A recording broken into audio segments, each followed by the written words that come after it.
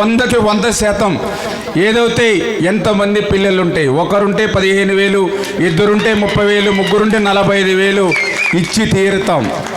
ఎందుకు నేను ఈ మాట చెప్తున్నానంటే ఏదైతే సూపర్ 6 అమలు చేయట్లేదని అంటూ ఉన్నాడు జగన్మోహన్ రెడ్డి.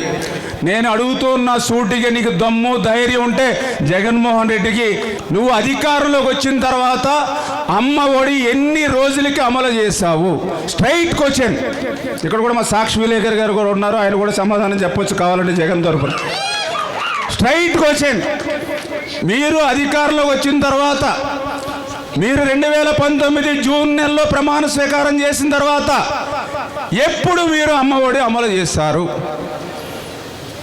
వాళ్ళకి చెప్పడానికి ధైర్యం జరిగిపోతే నేనే చెప్తున్నా, 2020లో అమలు చేశాడు. ఎప్పుడు? 2020లో. అంటే నువ్వు చెప్పినటువంటి పథకం అమలు చేయడానికి నీకు 9 నెలలు పట్టింది.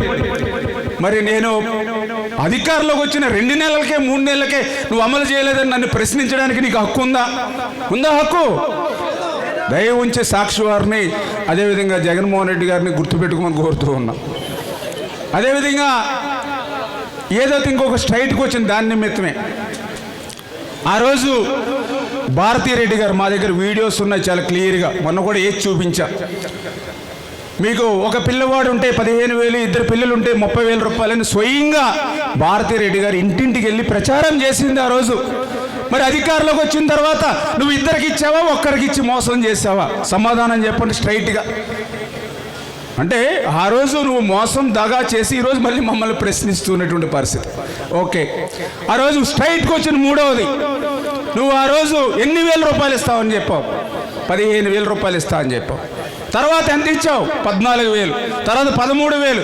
ఆఖరికి మా అక్కమ్మ చెల్లెలు అయితే కొంతమందికి 7,000, 6,000 పడ్డాయండి, కొంతమందికి ఎగ్గొట్టేసాడని చెప్పినటువంటి పరిస్థితి. దీనికి సమాధానం చెప్పండి. ఇంకొకటి స్ట్రైట్ క్వశ్చన్. నువ్వు 5 సంవత్సరాలు అధికారంలో ఉన్నావు, 5 సంవత్సరాలు నువ్వు అమ్మఒడి ఇచ్చావా?